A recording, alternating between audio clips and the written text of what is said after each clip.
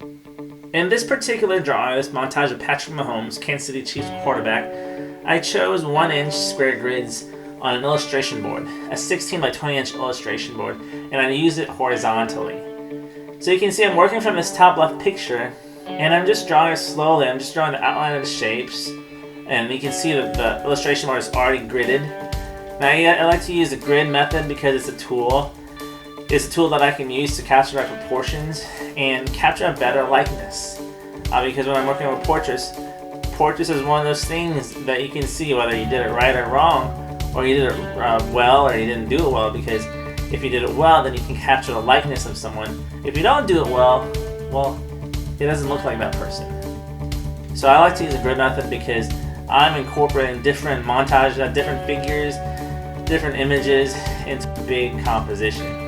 And so grid method helps me keep everything in line, and it's really just a tool that I use both on paper and if I'm drawing still life. And in future videos, I'll show you how I use a grid method or use plumb lines to capture the likeness of any still life that I'm looking at.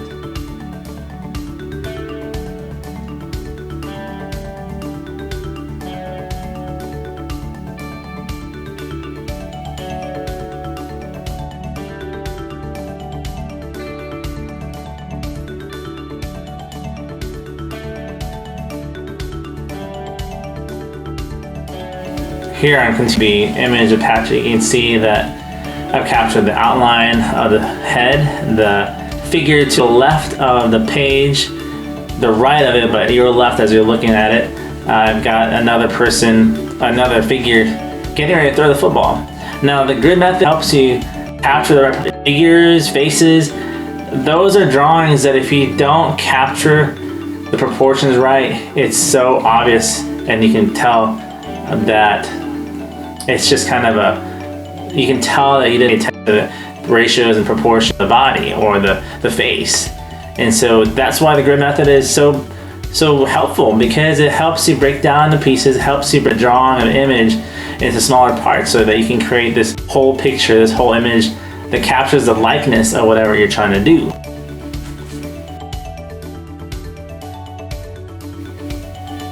Here I'm going to work on the other figure. Patrick Mahomes is flexing on the right side of the page as we're looking at it.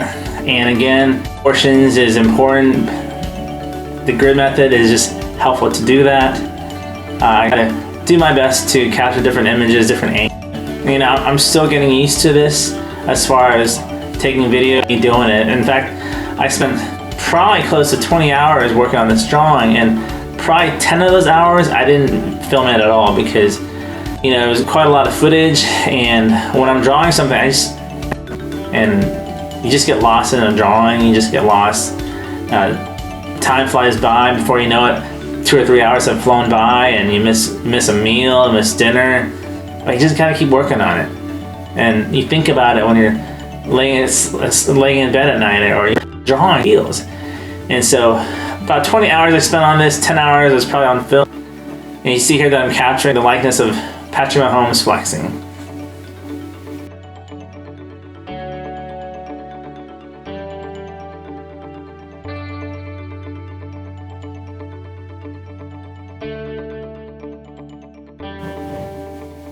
Here I'm capturing the other figure, another figure of Patrick Mahomes just about to release the ball. Now the thing is, with a picture, you know that it's accurate because it's a picture of a. When it comes to drawing, you have to capture the proportions just right. And if it looks off in a drawing, even though you do it exactly right from the drawing, people might view it and say, "Oh, he messed up on it. It's not accurate." That's because you're using foreshortening. Foreshortening is just this illusion of something being smaller because it's closer to you. It's got to do with perspective. Things are bigger, things farther away from our ball. You can see his which is his non-throwing arm, is closer to us. So it's gonna be bigger than his throwing arm, which is behind him. And you can even tell his non-throwing arm, the elbow, and the rest of it. And so you have to capture those things, and if you don't capture it well, it becomes obvious in your drawing. Here I just wanted to show you what the grids look like, what the shapes look like on the grids, and this is just kind of a before picture of everything. Now that I have the rough sketch, rough idea, the general idea of the composition, now I can go back and start with the fun stuff, the details. So often, and I like to do it too, so often we want to get straight into the details, but what happens is if you get into details and you have so much invested into an area of an artwork or an area of a drawing or painting, and you mess up or you decide to make a change, well, you've invested so much into one area of it, you're going to have to either scratch that or find a way to compromise the composition that you want. So I feel that it's better to just go ahead and work general to specific. My art teacher in high school taught me that. It's a great way to tackle a big project.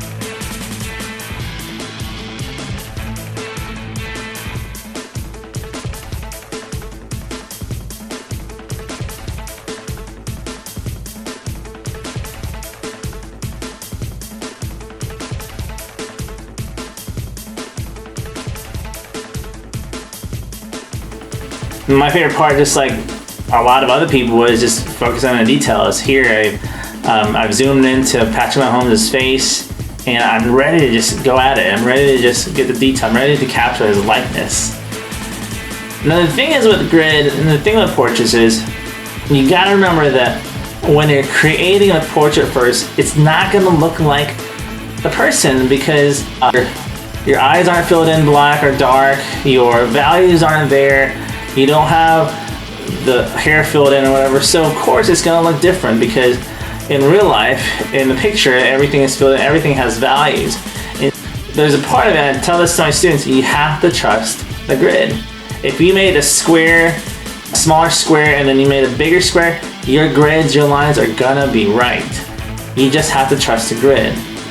Even though it doesn't look like it at that point, if you use the grid properly, you're good of that drawing you're trying to capture, because the grids, it's mathematically it's correct, because you can take a small square and enlarge it into a big square if you use the guidelines properly.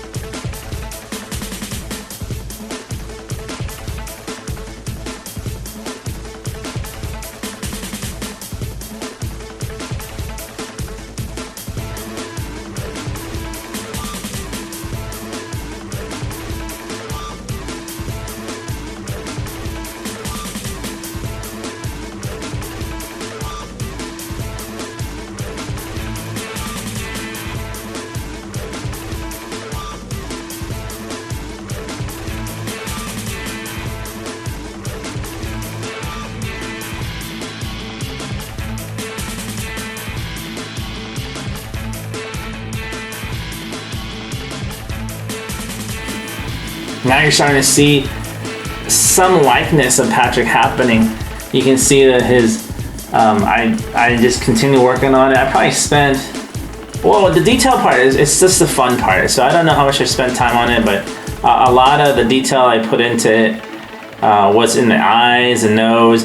If you can get likeness of the eyes, you can usually make the face look like that person. And so eyes are everything. Value in the eyes, the pupils, the eyebrows. You capture that, you're gonna serve yourself well. In the next couple frames, you'll see that I've started to get the general outline and everything, and I'm going to go into specific detail on those.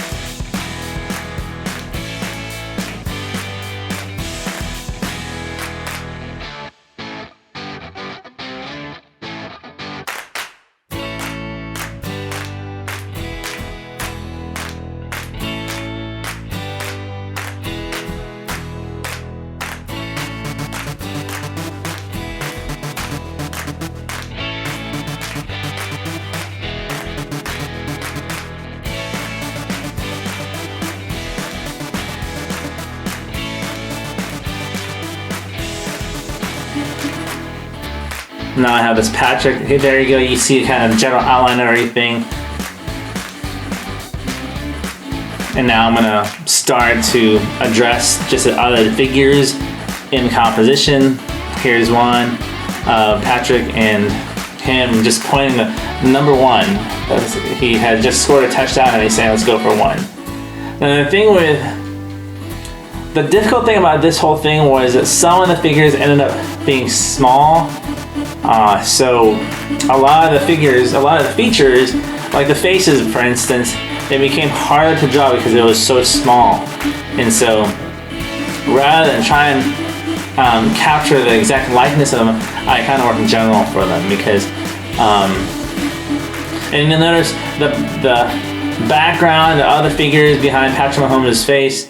I actually didn't spend a whole lot of time working on them as much as I could have, because I wanted to make sure that the face, the foreground of Patrick Mahomes, is the thing that stood out the most. The other parts, they're just kind of fillers. They're the background. They were to help the viewers see that this is Patrick Mahomes, the quarterback for the Kansas City Chiefs. And since I captured the likeness in the actual portrait, everything else tied together.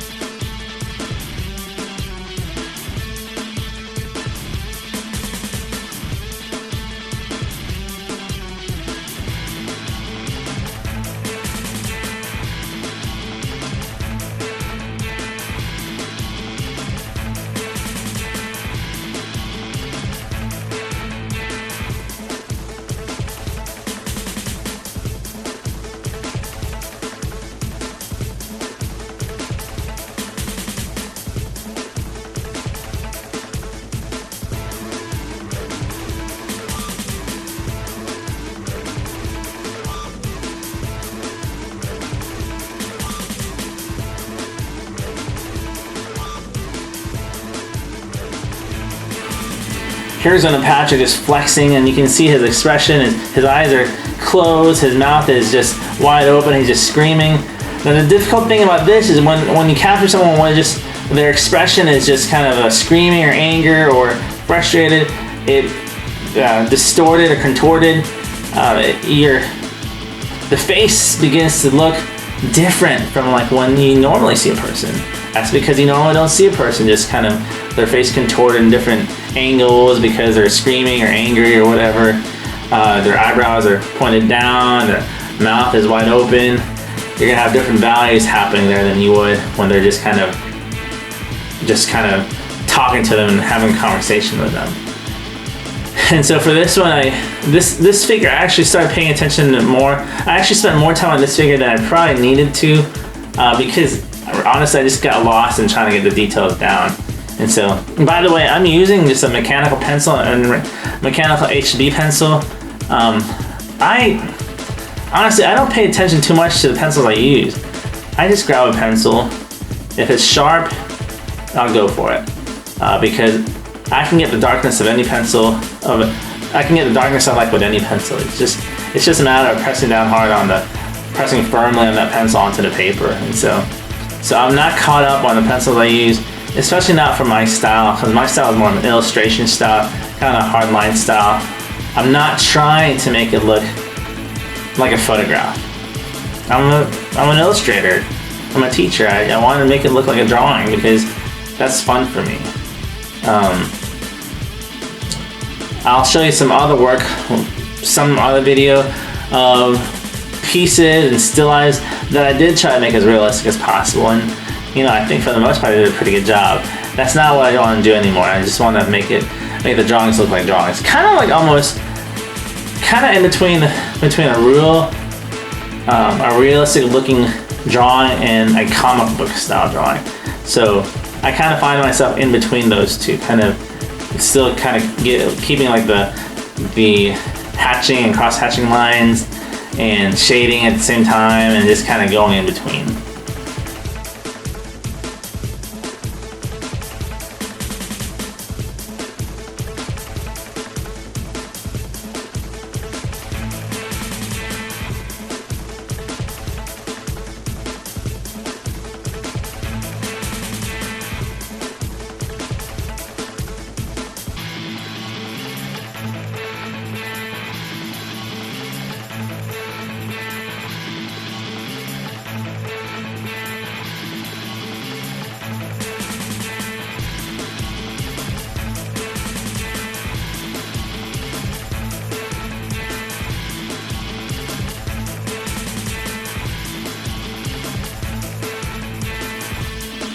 Here you can see it's starting to come together.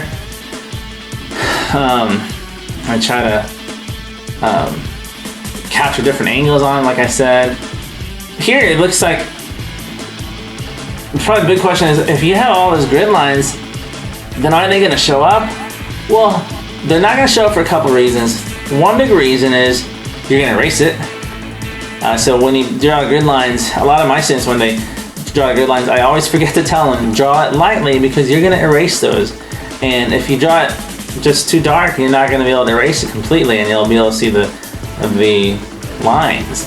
The other reason it disappears is because if you draw it lightly enough, it disappears because you're drawing the other lines darker. The values are darker, the contours are darker, and so in fact, if you look closely at my drawings, and if you look closely at this patch of mountains, you'll see some lines, because it is impossible, it is hard, I should say, to get rid of all the lines.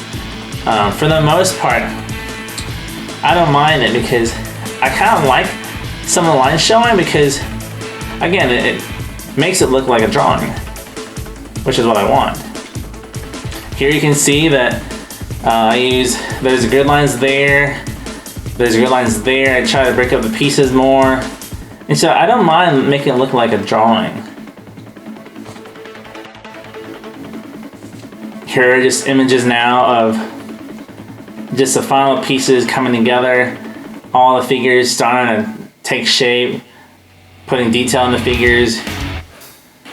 I like seeing the progression of things. That's my favorite part. That's why at the very end of this video, you'll see the progression of this rough draft compared, juxtaposed right next to this one, which is the near finished version. The hair patch of Mahomes, I like doing it. I like drawing hair. Hair is pretty difficult to do, but I like working on it. It's kind of a challenge I like to do to make the hair look like hair.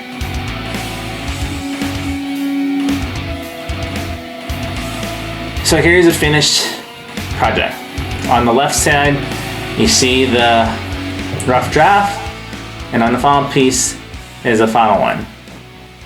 Thanks so much for watching. Don't forget to subscribe, hit that like button, and I'll see you next time.